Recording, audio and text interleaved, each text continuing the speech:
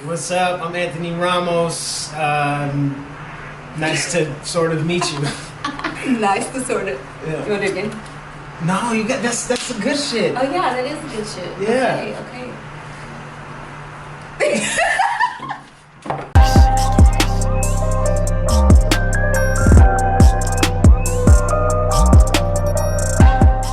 Hey y'all, what's up? It's me, Brittania, and I'm back again, Motivational Mondays. And guess who I got today?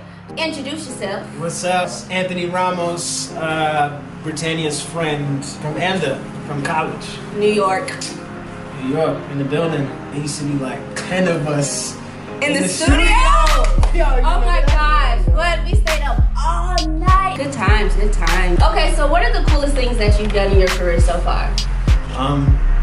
Well, I was in a musical called Hamilton. Mm-hmm. That was still on Broadway. That I am not a part of anymore. I just recently did Spike Lee's She's Gotta Have It. Mm-hmm. It's Mars. That's Mars Blackman, yeah. Got to play the role Spike played in 1986. I swear I just seen you on this show that I was watching. Will and Grace? No, it was a different show. It was with two girls, I believe. And I was like, oh my God, younger. that's Anthony! I was like, what? Yo, that is crazy. You had long hair. Yeah, that's my first TV role ever. I was so nervous that day, I'll never forget it. I was like on the set, and it was my first TV gig. I didn't really know what I was doing, and I still remember what I ate for lunch that day. Wow. Too. It was like I was just looking at other people's plates, and I'm like, what do people eat?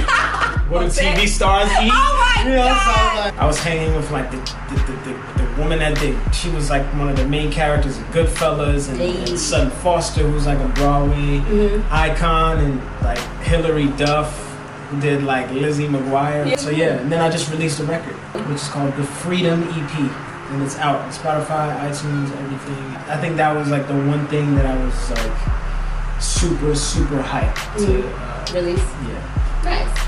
Okay, so you said that you were in Hamilton. How was the audition process for that? It was long. So I auditioned for like another musical that I probably wasn't even right for anyway. And that same casting director was casting for Hamilton at the time, which was like super underground. They were only doing like what we call a workshop, which is like it's still like in the working phase, like not in front of an audience really. And I did 4 auditions after that. I did a dance call. I did an audition for the casting director. I did an audition for the director and the musical director, and then I did an audition for like. The rooms just keep getting bigger and bigger. But after the 4th one, they called me. I actually lost my job that day. I was doing another job that got canceled. And like 3 hours later, I get a call like, yo, we heard that you lost your job. Do you want this one? And I was like, yeah. And what was the character that you played? I played this character named John Lawrence and Philip Hamilton. That's the main character's best friend in the first act, and then I played his son in the second act. So with She's Gotta Have It, how did that happen? So Spike came to the show like 8 times, and I'll never forget it. The first time he saw it, he was like clapping mad aggressively and pointing. We come down for the curtain call to bow at the end of the show, and Spike is mad hyped. I see him in the second row, and my boy's like, and he's pointing, and my boy's like, he ain't pointing at me. At the end of the show, Spike comes backstage. I meet him. Like a month later, I get a phone call out of nowhere. And it's like, Annie, Spike Lee, call me back. That was it. Like 6 months later, I met him again, and then I had to audition for Netflix, and then finally I got the job. That's lit! My friend's lit! My friend's lit! So what are some of your daily routines that you do every day to stay focused in the industry? I think just daily routines to stay focused in life. I try to keep in contact with my mom as much as possible, because she definitely, she reminds me of home, and she reminds me of where I came from. And she reminds me that I wouldn't be able to do any of this without God and faith and people that love me. And sometimes we get caught up in our lives, and I think meditating and praying is something that's really important. And I think you've got to take time to stop and kind of focus and get centered and remind yourself that like this, you know, this industry and this business or whatever you do, whether you're in the business or another business, you know, like we've all got a goal, and that goal I think is to empower the next person just as much or more than yourself. So is there any hardships that you have to go through in life or in the industry to make you who you are today? Yeah. I mean, yo, for one, like growing up in the hood, that's like number one. That'll get you ready for anything, really. Yeah. And then like, you know, it didn't just happen, you know. I think whatever it is, like I struggled a lot, you know. I've worked at a bakery, a preschool, an ice cream shop until 2 a.m, like for $8 an hour. Like, you know, I slept on my brother's floor, I've slept on my mom's couch, I've slept on other people's couches, I slept in a 1-bedroom apartment with 3 other people.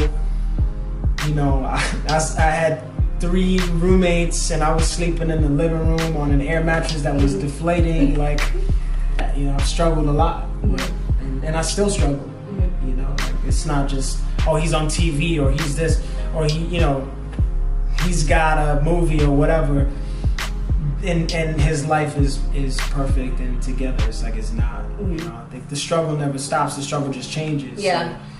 So I think it's like, how do we deal with it, and what keeps us motivated to get through it, you know?